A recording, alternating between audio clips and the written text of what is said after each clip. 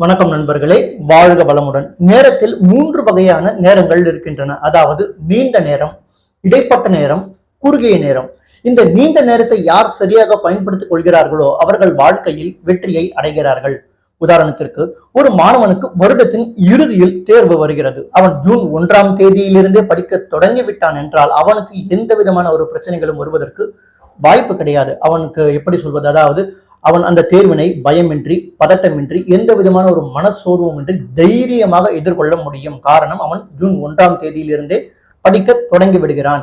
இந்த இடைப்பட்ட நேரம் என்பது எப்படி என்றால், பாடங்கள் நடத்த தொடங்கியதிலிருந்து ஒரு 6 மாதம் கழித்து படிக்க தொடங்குகிறார்கள் என்றால் அவர்களால் சரியாக அவர்களுடைய பாடத்தில் கவனத்தை செலுத்த இயலாது. காரணம், நேரத்தை தவற விட்டு விட்டார்கள்.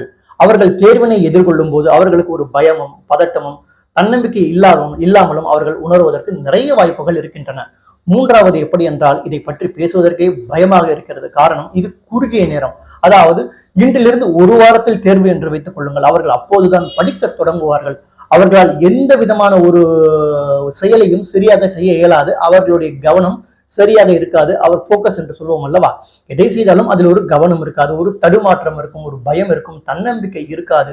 காரணம், அவர்கள் நேரத்தை தவற விட்டவர்கள்.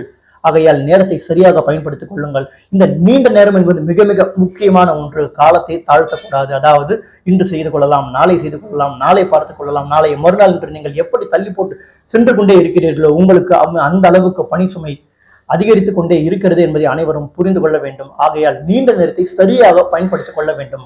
உதாரணத்திற்கு, ஒரு அலுவலகத்தில் மேலதிகாரி ஒரு மாதத்திற்குள் நீங்கள் இந்த ப்ராஜெக்டை முடித்தாக வேண்டும் என்று சொல்கிறார்கள் என்றால் அவர்கள் எப்படி அந்த பணியை தொடங்க வேண்டும் என்றாலும் மாதத்தின் முதல் மாதத்திலிருந்தே அவர்களுடைய உழைப்பை போட்டாக வேண்டும்.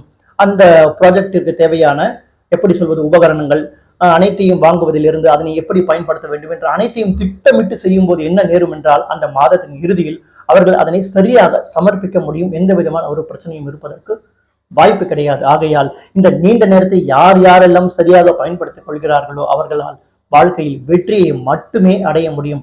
தவறுகள் ஏற்படுவதற்கு வாய்ப்பு இருக்கிறது, ஆனால் அதனை திருத்திக் கொள்ளலாம். ஆனால் இந்த இடைப்பட்ட நேரத்திலும் குறுகிய நேரத்திலும் அவர்களுடைய பணியை தொடங்கும் போது நிறைய பிரச்சனைகளுக்கு அவர்கள் முகம் கொடுக்க வாய்ப்பு இருக்கிறது என்பதை புரிந்து கொண்டு ஆரம்பத்திலிருந்தே நேரத்தை வீணடிக்காமல், விரயம் செய்யாமல் சரியாக பயன்படுத்திக் கொள்ள வேண்டும் என்று மாணவ மாணவியர் அனைவரையும் அன்புடன் கேட்டுக்கொள்கிறேன். நன்றி, வணக்கம், வாழ்க வளமுடன்.